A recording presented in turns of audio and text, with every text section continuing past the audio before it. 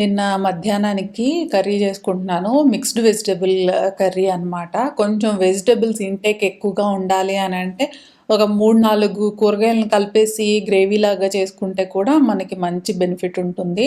ఇక్కడ నేను 4 tomatoes, half cup green peas, ఇంకా ఒక కూర అరటికాయ అనమాట కలిపి గ్రేవీ చేసుకుంటున్నాను. ఇంకా సైడ్ డిష్కి ఇంకొకటి వచ్చేసి ఇంకో కర్రీ కింద క్యాబేజ్ చేసుకున్నాను. ఇది హ్యాజల్ బాక్స్ చూపిస్తున్నాయి ఇక్కడ. చాలా బాగుంది, చాలా మంత్స్ నుండి వాడుతున్నాను కదా. తీసుకున్న వాళ్ళు కూడా రివ్యూస్ చాలా బాగుంది అని చెప్తున్నారు. స్టీల్వి ఏమైనా తీసుకున్నా కూడా బ్రాండెడ్వి తీసుకుంటేనే మనకి డిష్ వాషర్ కంపాటబుల్గా ఉంటాయి. సో నాకు హ్యాజల్ అయితే బాగా అనిపించింది అనమాట. ఒక 6 తీసుకున్నాను. బాగున్నాయి నాకు లెఫ్ట్ ఓవర్స్ అన్నీ పెట్టుకోవడం కోసము. ఇంకా అమెజాన్లో అల్లం పెట్టుకున్నాను. అమెజాన్ ఫ్రెష్లో చాలా బాగా వచ్చింది. మట్టి అంతా లేకుండా బాగా వస్తుంది ఎప్పుడు కూడా. అందుకే ఒకేసారి ఎక్కువ తీసుకుంటా. ఇప్పుడు ఒక పావు కేజీ తీసుకునేదాన్ని, ఈసారి ఎందుకో ఒక అర కేజీ అయితే ఆర్డర్ పెట్టేసాను చూసుకోకుండానే. సో ఇదంతా కూడా పేస్ట్ చేసేసుకొని అల్లం క్యూబ్స్ చేసి ఫ్రిడ్జ్లో పెట్టుకుందామని చెప్పేసి కాసేపు నీళ్ళలో నానబెట్టి కడిగి ఇలా పక్కకు తీసుకున్నాను. ఇంకా నీళ్ళు, ఇంకా దాంట్లో కాస్త కల్లుప్పు వేసేసి టొమాటోస్ అనమాట. టొమాటోస్ కూడా ఒక 2 కేజెస్ తెప్పించుకున్నా. అవి కూడా క్లీన్ చేసి పెట్టుకుంటా. మీల్ ప్రెప్స్ అండి నేను మరీ ఎక్కువ ఒకేసారి పెట్టుకుంటే ఒకలాంటి ఫ్రస్ట్రేషన్ వచ్చేసిద్ది మనకి. అందుకని అన్నీ ఒకే రోజున మీల్ ప్రెప్స్ అయితే పెట్టుకోను. యూజువల్గా నేను ఇదిగోండి ఇట్లా అల్లం క్యూబ్స్ను, అంటే అల్లం క్యూబ్స్ మరీ ఫ్రీక్వెంట్గా ఏమి ఉండవు అనుకోండి, 2 నెలలకి నెలకు ఒకసారో అట్లా ఉంటాయి. ఈ టొమాటోస్ మనము ప్యూరీ చేసి పెట్టుకోవడము ఇవి మాత్రం ఒకరోజు పెట్టుకుంటాను. ఇంకా కొబ్బరికాయలు, మళ్ళీ మనకి ఇడ్లీ దోశ పిండిలు అలాంటివన్నీ కూడా ఒకసారి అని ఇంకా అట్లా స్ప్లిట్ చేసి పెట్టుకున్నా. అన్నీ ఒకే రోజు పెట్టేసుకున్నాము అని అంటే చాలా స్ట్రెయిన్ అయిపోయినట్టుగా ఉంటుంది. సో కొబ్బరి పనులు కూడా ఇవాళ ఏమీ లేదు నాకు. ఇదిగోండి అల్లం క్యూబ్స్ చేయడమే చాలా టైం పడుతుంది. అలాగే టొమాటోస్, ఇంకా ఇడ్లీకి దోశలకి నానబెట్టాలనుకుంటున్నా. గ్రైండర్ లేకుండానే చాలా ఫ్లఫీగా ఇడ్లీలు వచ్చేస్తాయి నాకు. ఎలా నానబెడుతున్నాను అనేది చెప్తాను. ఇవి కూడా నాకు మన ఒక 1 ఇయర్ 1.5 ఇయర్ ముందు మన ఛానల్లోనే కమెంట్ సెక్షన్లో ఒకరు చెప్పారనమాట, గ్రైండర్ వేయకుండా ఇడ్లీకి ఇట్లా చేయండి బాగా వస్తాయి, మిక్సీలో వేస్తేనే సరిపోతాయి అని. అప్పటి నుండి అసలు గ్రైండరే ముట్టుకోలే నేనైతే, అంత బాగా వస్తున్నాయి. ఇప్పుడు ఆ కప్తో 2 కప్స్ పప్పు వేసుకున్నాను కదా, మినపప్పు. దానిలో వచ్చేసి ఒక టీ స్పూన్ వరకు మెంతులు వేసేసుకొని ఆ పప్పుతో పాటుగా నానబెట్టేసుకోవాల్సి ఉంటుంది. ఇడ్లీకి అనమాట ఇది వేసేది. హాఫ్ కప్ అనేది ఒకటి పెట్టేసుకున్నాను దాంట్లో. ఇంకా కొలతతోటే మనకి రవ్వ కూడా తీసుకుంటాము. 2 కప్స్ వేసుకున్నాను కదా, 6 కప్స్ రవ్వ వేసుకుంటా, అంటే 1కి 3 అనమాట. ఇంకా అది ఇప్పుడు మనము 1 కప్పే తీసుకున్నాము అని అంటే మెంతులు ఇంకొంచెం తగ్గించుకోవాల్సి ఉంటుంది. సరే, ఇక్కడ 2 కప్స్ నేను మినపప్పు, 1 స్పూన్ వచ్చేసి 1 టీ స్పూన్ మెంతులు వేసుకున్నాను కదా. ఇడ్లీ రవ్వ వచ్చేసి ఒక 6 కప్స్ అనమాట వేసుకుంటున్నాను. ఇడ్లీ రవ్వ కూడా మనము పప్పుతో పాటుగా నానబెట్టేయాలి. ఈ నానబెట్టింది అంతా కూడా మనకి మరీ తక్కువ అవర్స్ కాకుండా 6 to 8 అవర్స్ నానింది అనుకోండి, రవ్వ పప్పు కూడా చాలా ఫ్లఫీగా వచ్చేస్తాయి మనకి. నేనైతే ఐస్ వాటరు అట్లా కూడా ఏం వేయను మిక్సీ వేసేటప్పుడు. నార్మల్గానే రూమ్ టెంపరేచర్ వాటర్ కొద్దిగా మిక్స్ చేసి వేసేస్తే సరిపోతుంది. ఎక్కువసేపు తిప్పకుండా మనకి తొందరగా అయిపోవాలి అంటే ఏంటంటే చిన్న జార్లు ఉంటాయి కదా, చట్నీ జార్స్, అందులో వేసుకుంటే చక్కగా నీళ్లు కూడా ఎక్కువ పట్టకుండా బాగా వచ్చేస్తుంది అనమాట. ఇంకా దాంతోపాటు కొద్దిగా ఒక టేబుల్ స్పూన్ అనుకోవచ్చు, 1 or 2 టేబుల్ స్పూన్స్ మనకి అటుకులు వేసుకుంటాము ఇందులో, ఇడ్లీలోకి వచ్చేసి. అయితే ఈ అటుకులు కూడా ఒక దాంట్లో సపరేట్గా పెట్టేసుకున్నా, ఎందుకంటే అవి వాటర్ ఎక్కువ పీల్చేస్తాయి కదా. సో పప్పుతో పాటుగా కాకుండా విడిగా. ఇంక ఇప్పుడు దోశలకి పెట్టుకుంటున్నాను. ఇది సుమిత్ వాళ్ళది స్టీల్ కంటైనరు. ఇవి కూడా ఈ దోశ పిండి వీటి కోసం అనేసి పెట్టుకున్నాను. నా ఇంతకు ముందు అయితే అన్ని టప్పర్ వేరు ఉండేవి కదా, ఈ పప్పులు నానబెట్టడానికి అవన్నీ వద్దులే అని చెప్పేసి కంప్లీట్గా ఇవి స్టీల్లోకి మార్చేసుకున్నాయి. ఎంత ఫుడ్ గ్రేడ్ అయినా కూడా టప్పర్ వేర్వి మనకి ఫర్మెంట్ చేయాలి కదా మనము, ఈ ఇడ్లీ దోశ పిండ్లు. ఈ ఫర్మెంటేషన్ అనేది ప్లాస్టిక్లో పనికిరాదు, అందుకని అనమాట. ఇంకా దోసలకి కూడా ఒక 3 కప్స్ అయితే దోసలకి తీసుకున్నాను.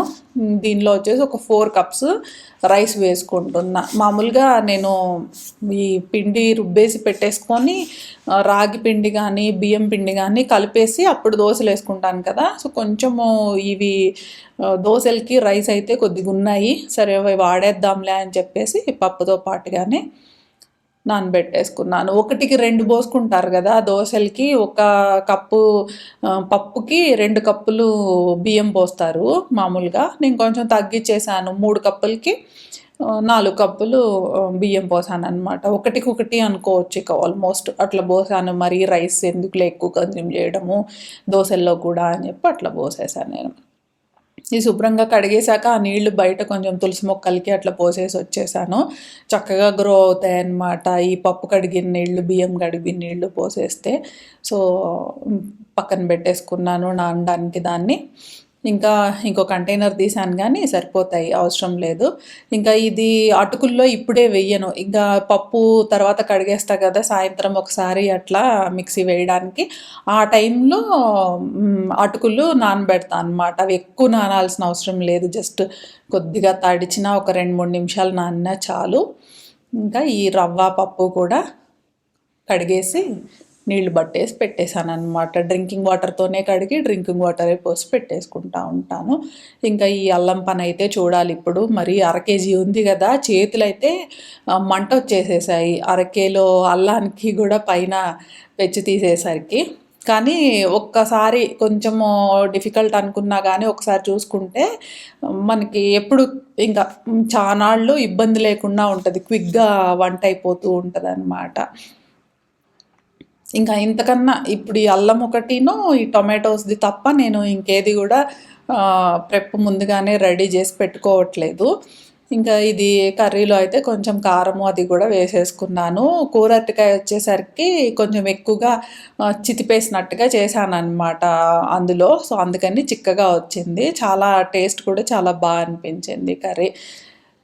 ఇంకా ఇదంతా కూడా పీల్ చేసేసుకుని మొత్తము ఇంకా తర్వాత మిక్సీ వేసేసుకుంటా. కొంచెం అయితే ఆ రోట్లో దంచేసి పెట్టేసుకుంటాను.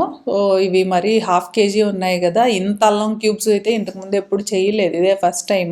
సో చాలా పని అనిపించింది, చేతులు బాగా ఆ అల్లం జ్యూస్ అంతా వచ్చింది కదా చేతి మీదకి, కాస్త ఆ రోజంతా మంట మంటగా కూడా అనిపించింది, స్కిన్ హ్యాండ్స్ ఫింగర్స్ మధ్యన అట్లా అంతా కూడా. కానీ వర్క్ అయితే చాలా నీట్గా తర్వాత చేసుకోవడానికి మనకు కంఫర్టబుల్గా కూడా అనిపిస్తుంది. క్విక్గా ఏదైనా పులిహోర చేసేటప్పుడు కానీ ఉప్మా చేసేటప్పుడు కానీ ఇంకా చాలా వాటిల్లో అల్లం వేసేసుకుంటా ఉంటా కదా, సో ఫ్రీజ్ చేసి పెట్టుకుంటా. ఇట్లా అయినా పెట్టేసుకోవచ్చు, కానీ ఇప్పుడు ఫ్రీజర్లోంచి తీసిన తర్వాత మళ్ళీ ఇది గట్టిగా ఉంటుంది కదా, ఎక్కువ టైం తీసుకుంటుంది అనమాట నార్మల్ స్టేజ్కి రావడం కోసం. అదే క్యూబ్స్ అనుకోండి డైరెక్ట్గా యాడ్ చేసేసుకోవచ్చు కర్రీలో అని చెప్పేసి ఇవి ఇంకా పక్కన పెట్టేసుకున్నాను. ఇడ్లీ దోశ పిండి రుబ్బుతాను కదా, ఆ టైంలో అదే జార్లో దాన్ని ఫస్ట్ వేసేసుకోవచ్చు అని చెప్పి వాటి దగ్గరే పెట్టేసుకున్నా, ఇడ్లీ దోశల పిండిలోకి నానబెట్టుకున్న డబ్బాల దగ్గరనే. ఇంకా ఈ టొమాటోస్ అనమాట, పైవి కొంచెము నీళ్ళలోకి వెళ్ళలేదు ఎక్కువైపోయి, సో వాటిని మళ్ళీ ఉప్పు నీళ్ళల్లో పెడదామని లోపల అడుగునున్న వాటిని అయితే తీస్తున్నాను. ఈ పనులు మాత్రము నిజంగా నేను కూరగాయలన్నీ తీసుకొచ్చుకొని సర్దుకుంటాను కదా, ఆ రోజుల్లో నేను టొమాటోస్ అల్లం పనులు అయితే పెట్టుకోను నేను. ఇవి ఒకసారి విడిగా అవి ఒకసారి విడిగా పెట్టుకుంటాను. నాకు అప్పుడే కొంచెము స్ట్రెస్ లేకుండా ఈజీగా పని అయిపోయినట్టుగా ఉంటుంది అనమాట. అన్నీ ఒకే రోజు పెట్టుకోవడము అని అంటే చాలా హెక్టిక్గా అనిపిస్తుంది. అందుకని ఇంకా నైట్ ఇప్పుడు నేను ఇందాక నానబెట్టింది అయితే 1 o'clock ఆ టైంలో నానబెట్టుకున్నాను. అవన్నీ కూడా నైట్ 8:30-9 మధ్యలో నేను మిక్సీ వేసుకున్నాను అనమాట. ఇంకా నా దగ్గర వచ్చేసి బాష్ మిక్సర్ గ్రైండర్ ఒక్కటే ఉంటుంది మిక్సీ, అంతకుమించి ఎలాంటి అప్లయన్సెస్ లేవు నా దగ్గర కిచెన్లో యూస్ చేసుకోవడానికి, అది ఒక్కటే అప్లయన్స్ అనమాట. సో చిన్న జార్ ఉంటుంది కదా మనకి చట్నీ చేసుకునేది, ఆ జార్లో మల్టిపుల్ బ్యాచెస్ అయినా పర్వాలేదు, దానిలో వేసుకుంటే క్విక్గా నలిగిపోతుంది, నీళ్ళు ఎక్కువ పోయినక్కర్లేదు, అలాగే వేడెక్కకుండా కూడా వచ్చేస్తుంది అనమాట. ఐస్ క్యూబ్స్ వేసుకోవాలి, కూల్ వాటర్ పోసుకోవాలి అనేది కూడా ఇప్పుడైతే లేదు నాకు. మరీ పీక్ సమ్మర్ టైంలో అయితే కొంచెం ఐస్ వాటర్ యాడ్ చేయాల్సి వస్తుందేమో, కానీ ఇప్పుడు వెదర్ కూడా బాగానే ఉంది కదా, సో అంత తొందరగా వేడెక్కిపోవడాలు లాంటివి అయితే ఏమీ లేదు. ఇంకా ఒక 2 అవర్స్ అలా పెట్టేశాను. ఈ అల్లం అయితే ఫ్రీజర్‌లో చక్కగా క్యూబ్స్ అయిపోయాయి. ఇలా ప్లేట్‌లో పెట్టేసుకుంటాను. మళ్ళీ ఐస్ క్యూబ్ ట్రేస్ ఇంకా అలా అంతా కూడా ఏం పెట్టుకోలా నేను.